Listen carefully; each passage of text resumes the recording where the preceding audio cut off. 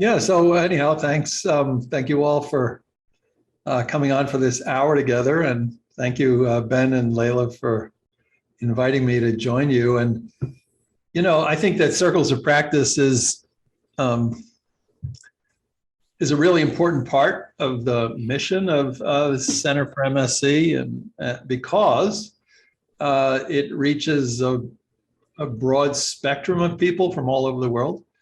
And also, it's a free offering, and that's very close to my heart. And I know that everybody who's teaching is also doing this in the same spirit of volunteerism, as well as service, and frankly, as an act of love. So my I know that not only because I've seen how it's been going over the last 3 years, 2.5 years, but that any efforts that we do with that spirit definitely bear fruit. And so I'm just really touched by this work, by this project, and really, it's a great way to spend an hour with you guys. So thank you for your work.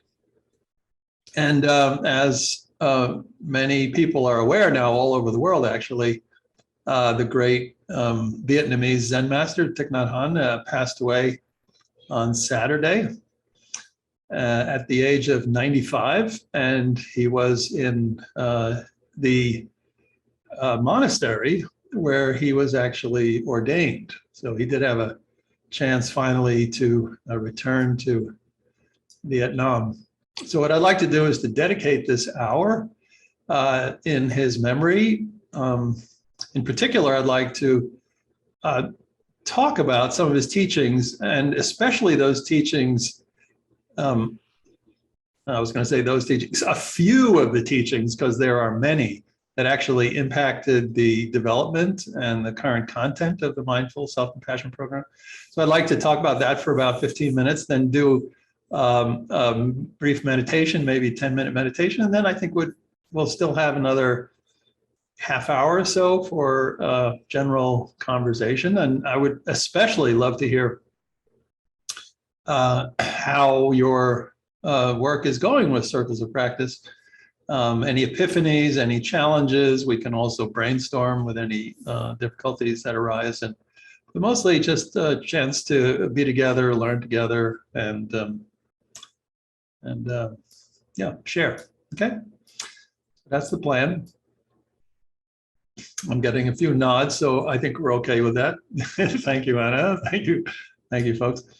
But before I go, I am curious if you could raise your physical hand if you consider yourself a student of Thich Nhat Hanh, or Thai, as people say.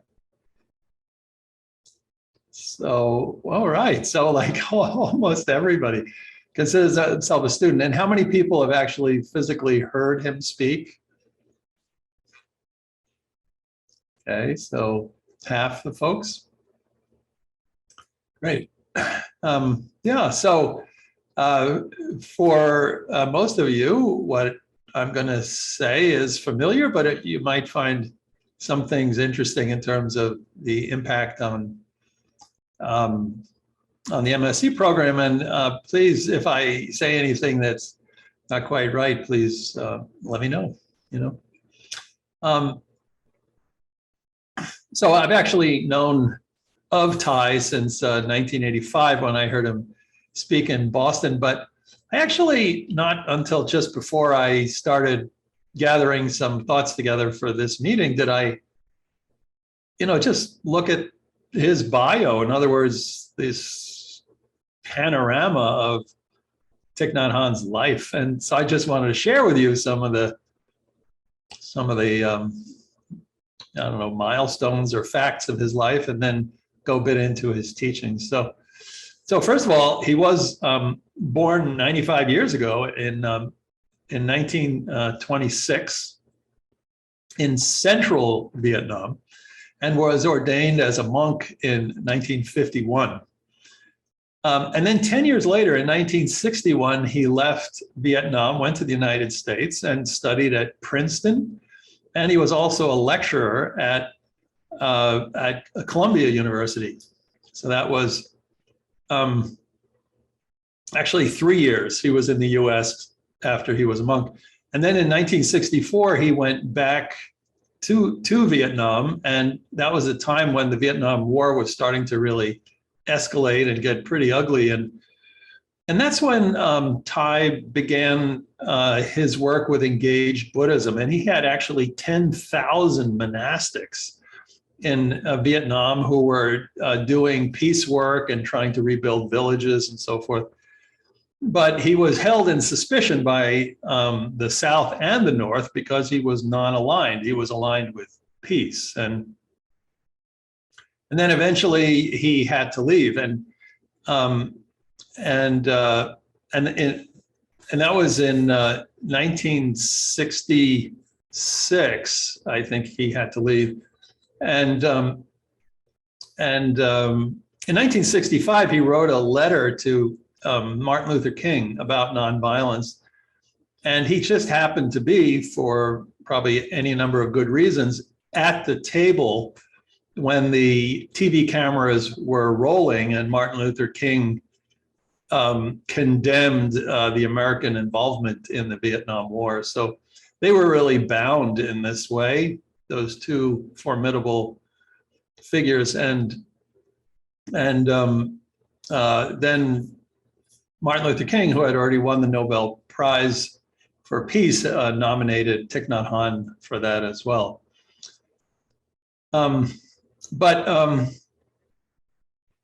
Because he wasn't able to return to Vietnam, then he took up residency in France and established the Plum Village Monastery, and then a bunch of other monasteries in Europe and the United States. And then he returned to Vietnam in 2005. In other words, 16 years ago or 17 years ago, he was allowed to do that. But 10 years later, he was actually driven out of Vietnam by some local unrest. And then another 4 years later, he had a massive cerebral hemorrhage and lost his ability to speak. And then 4 years after that, in 2018, in other words, 3 or 4 years ago, he returned to Vietnam. And I suspect because he couldn't speak, people were somewhat more sympathetic.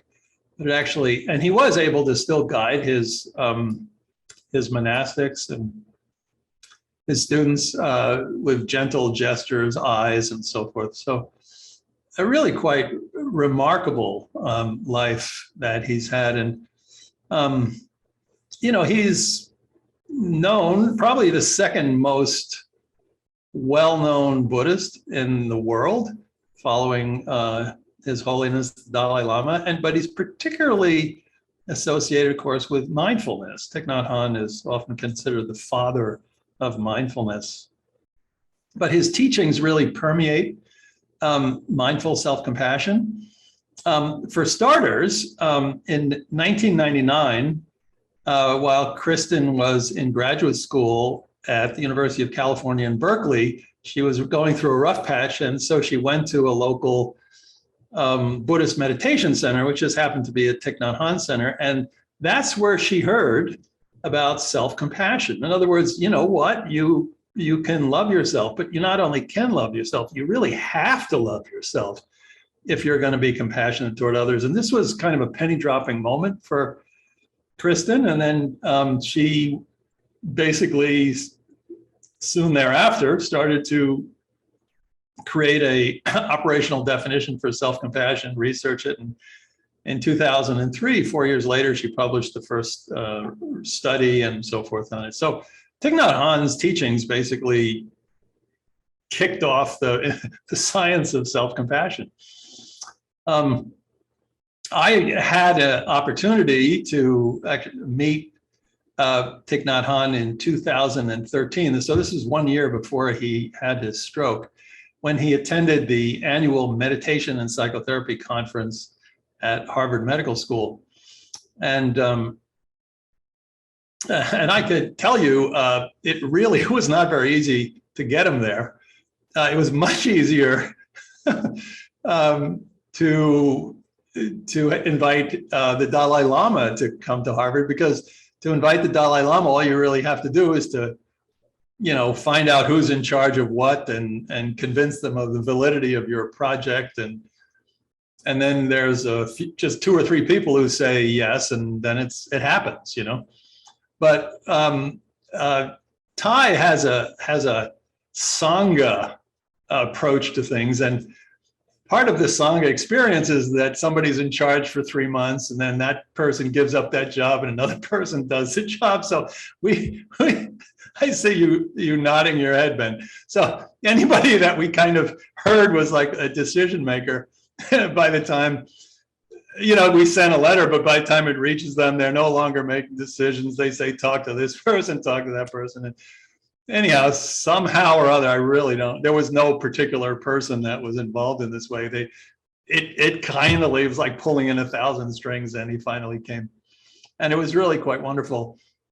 What was also different is that, most speakers at these conferences, including His Holiness, they don't come with a huge entourage. I think His Holiness had 15 monks or 20, but Thai wanted 85 or 90 monastics. And basically, he doesn't come unless we put up the monastics and so forth. So anyhow, it was just a fabulous experience at this conference. The Boston police, this was at the Boston Park Plaza, and the Boston police shut down all the streets around the hotel after lunch, when 1,500 of us, with the monastics interspersed around us, all walked across a few streets into the beautiful Boston Public Garden, and sat in a kind of a circle of trees, like well over 1,000 of us, and basically sat in silence. And the whole thing was in silence, the walking and everything. It was remarkable to be in the center of the city with so many people in perfect silence, and the pedestrians were just kind of in awe. What is this, It was really beautiful. And I'm reminded at the very end of the sitting, the silent sitting, everything was in silence. Thai asked a woman to ring a bell to signal the end of the sitting. And I'll just demonstrate how that worked. So it was a bell just like this. And so Thai asked her to ring a bell. And whenever she was going to ring the bell, she was so excited by the whole thing that she kind of grabbed the thing, and it didn't make any noise, So then Thai, kind of gently opened her hands and then gave her the hammer to ring. And before she did it, her hand went like this. So then Thai opened her hand, passed her the hammer, but held her hand, and then she gave a really nice ring. And there were just so many really subtle but tremendously moving things. So I just know so many people were there, and I guess the whole point of my saying this is Thai's courage, capacity, and commitment to silence was so stirring. It was really the embodiment of less is more, and so that was really cool. But another thing, there was just so many things to remember. What I wanted to share, particularly apropos the MSC training, is we were in a panel and conversation, and John Kabat-Zinn asked Thai the question, and this is actually in the MSC curriculum, so you've probably heard of it, but he asked him, Thai, the mindfulness is now mainstream in the United States. What are we missing? And just very gently, Thai says, Sangha, or community.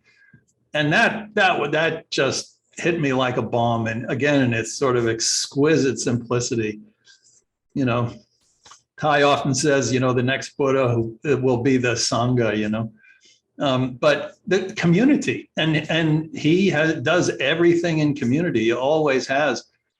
Not unlike the Buddha, who always had, quote unquote, 500 people around him. He was always in interaction. It's kind of strange that we meditate so solitarily in modern times.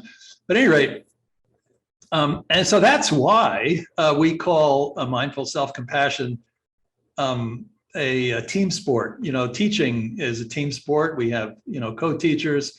We also say that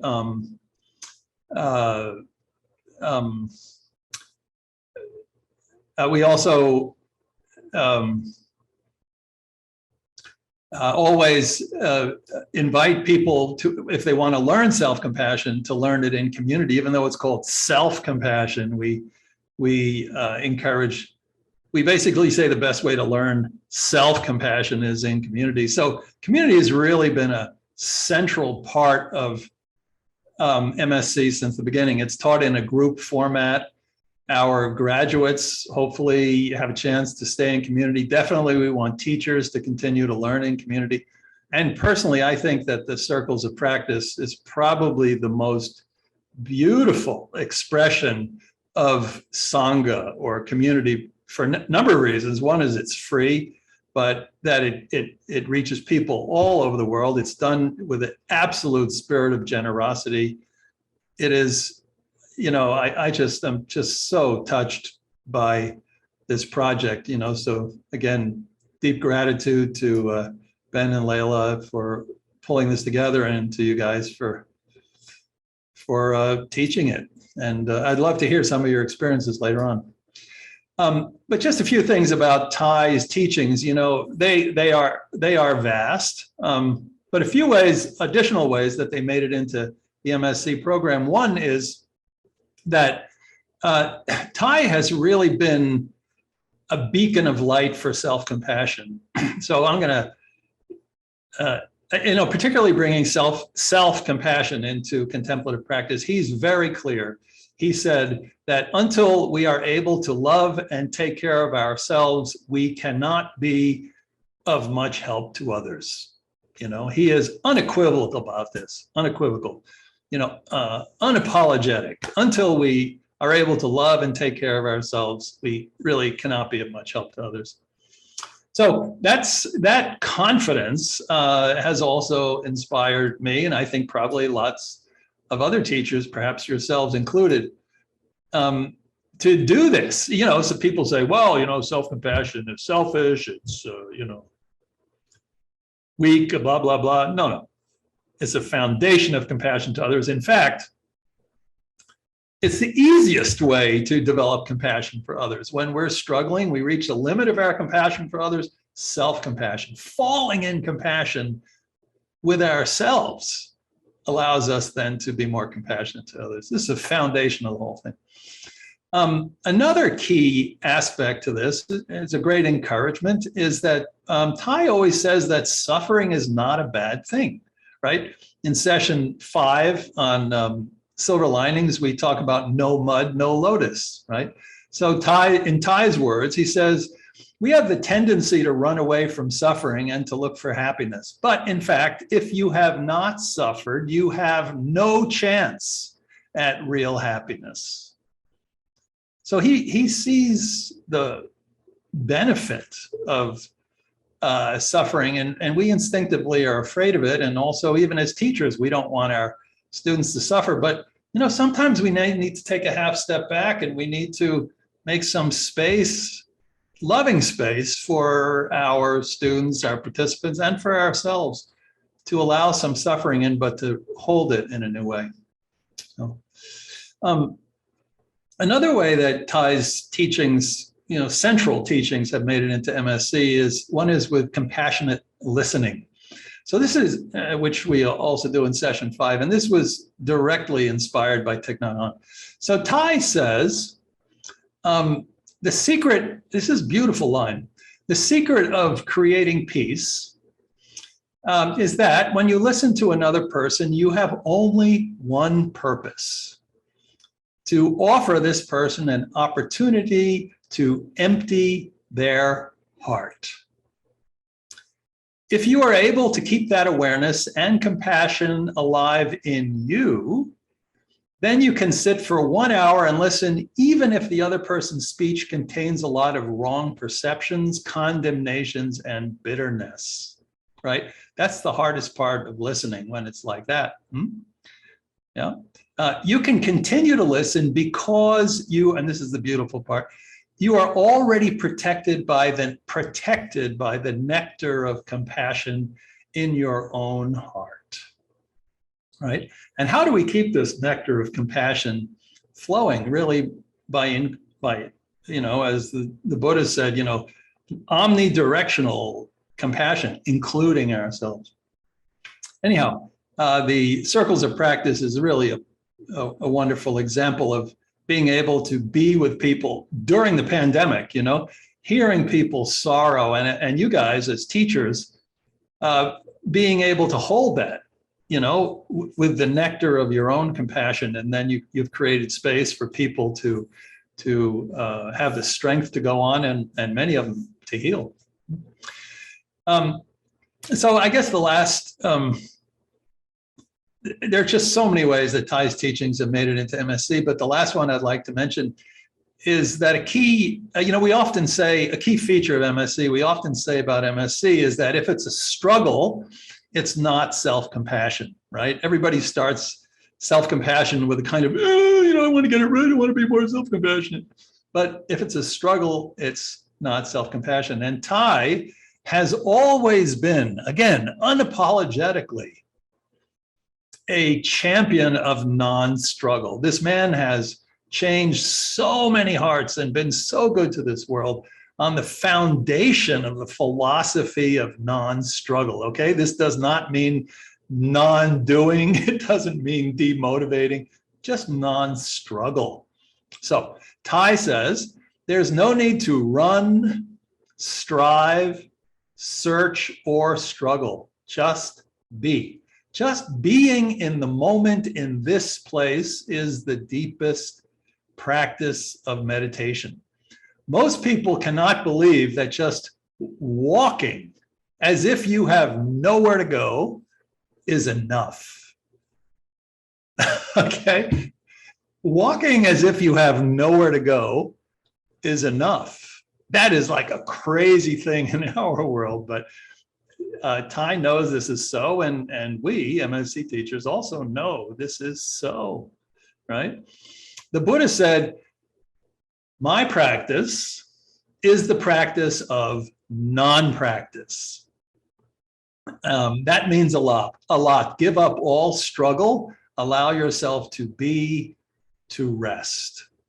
So we know this with the stages of progress in mindful self-compassion, because the goal, which is really a state of non-struggle, close to the heart of Thay, is when we suffer, we practice not to feel better, but because we feel bad, right? That anchoring in this spacious essence of mindfulness or non-struggle, right? Just allowing ourselves to feel what's there, but to meet it with kindness. So when we suffer, we practice not to feel better, but because we feel bad. And when we suffer, this is another paradox which isn't in the teacher guide, but I think not explicitly, but it's really worth holding in our minds. And that is, when we suffer, we practice not to perfect ourselves. Okay, this is non-fixing, it's like non-struggle. We practice not to perfect ourselves, but to embrace our imperfections.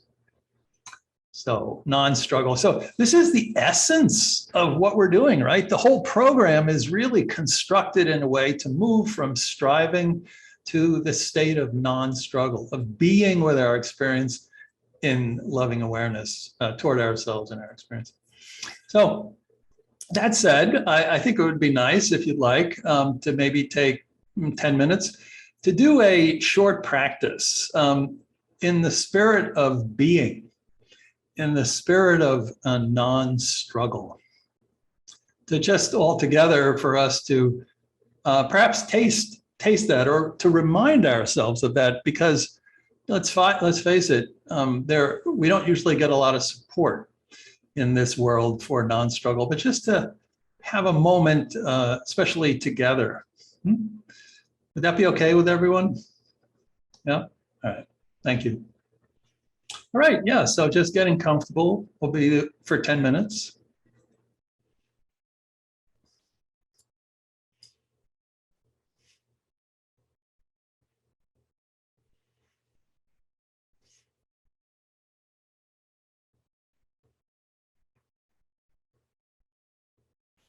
And just taking a moment to be aware.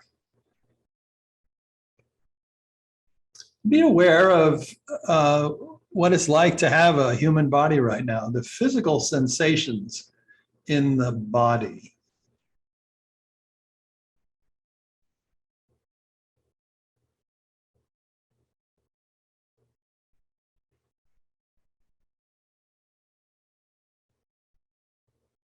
Perhaps even noticing that if there are some sensations that don't feel good, that you wish it weren't so.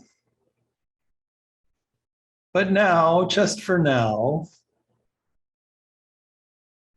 allowing it to be so.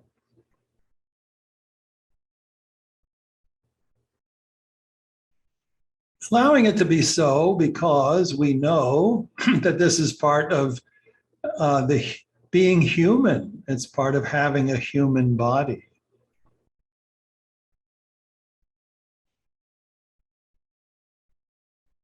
And we can also allow it to be so because we know we're not alone.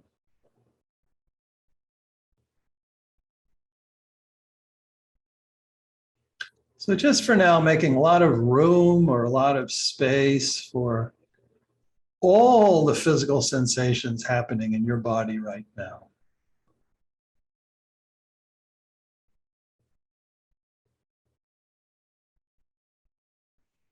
Temporarily abandoning the wish for it to be otherwise.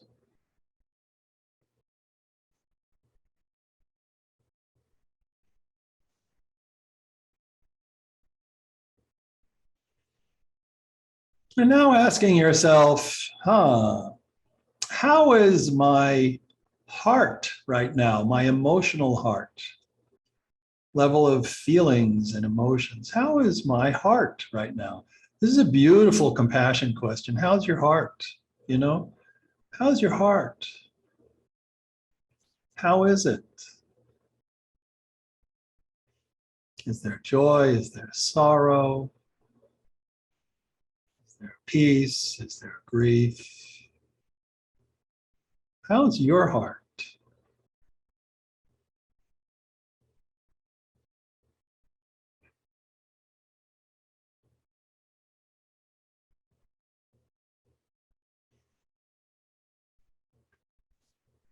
And again, seeing if you can allow what is there right now to be there. We don't have to change it. We don't have to fix it. We don't even have to, throw any compassion or kindness at it. We just, for a moment, are going to allow it to be so as we would with a dear friend.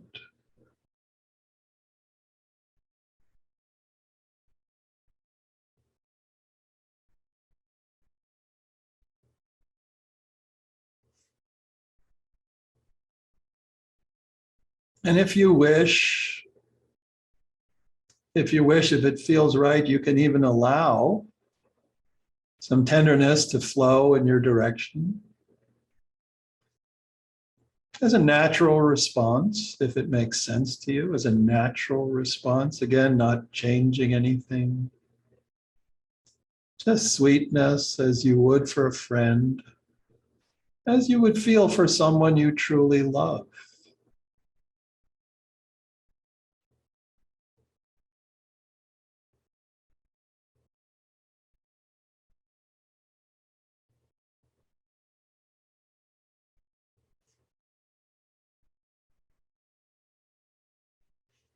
And as you do this, knowing, if ever you wish, you could anchor your awareness in the soles of your feet. You can feel the gentle rhythm, the gentle internal caress of your own breathing.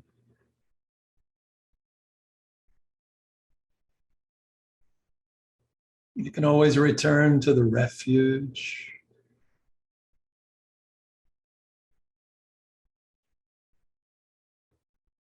of your breath, cradling you from the inside, or your feet firmly planted on the floor.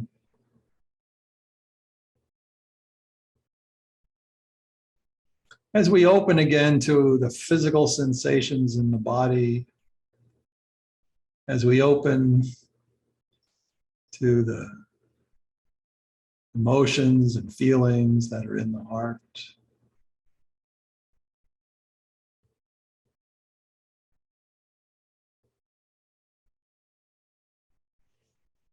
And now notice in particular if this practice has any unnecessary effort.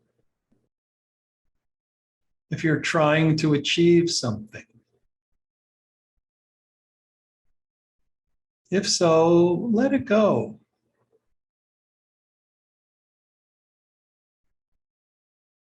If you're trying to get it right, let it go.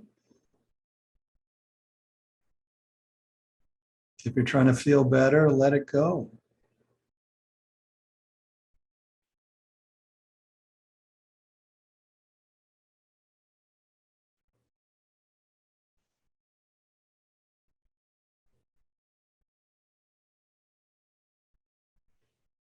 Making room for whatever is there in this moment.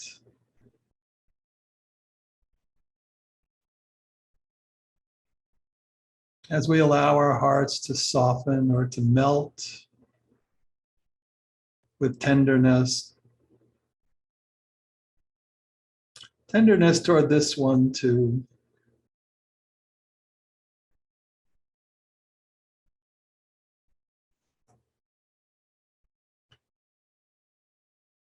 Nothing to achieve, nothing to do.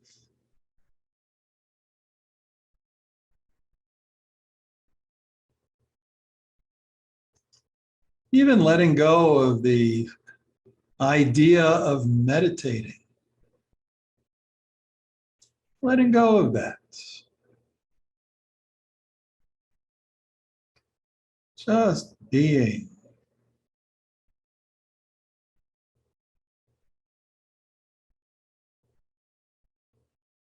Just being just like this.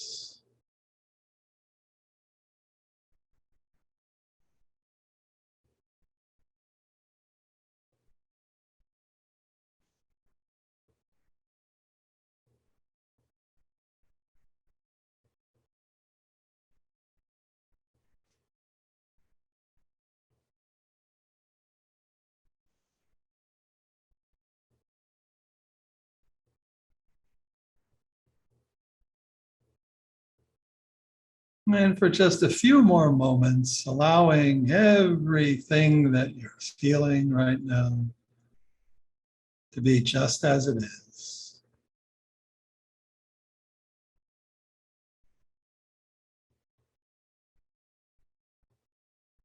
Giving up the wish and the effort for it to be otherwise. Just like this, letting it be just like this.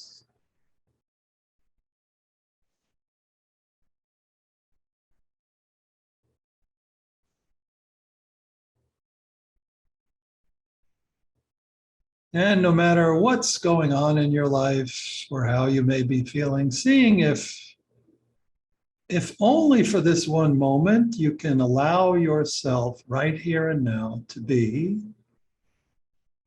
just as you are.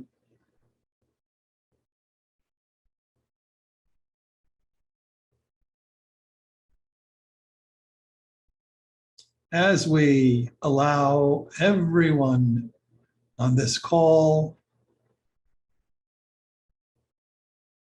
and our students, our loved ones,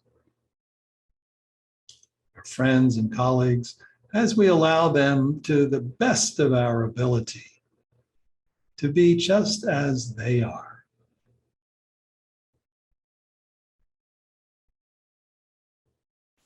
Fully human. just like this.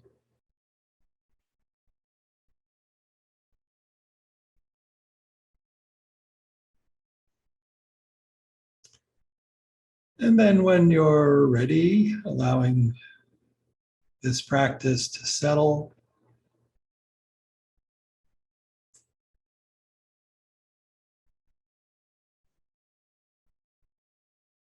allowing it to have been just as it was.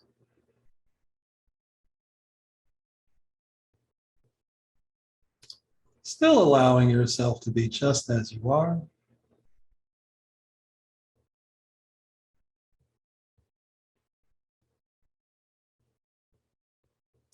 And then when you're ready, let's slowly open our eyes.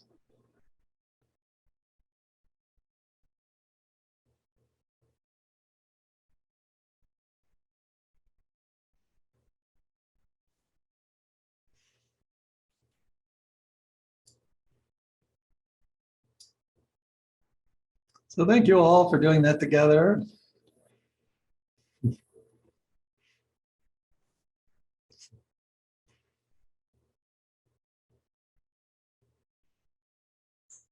It's a blessing to give ourselves the freedom to be as we are, but especially together.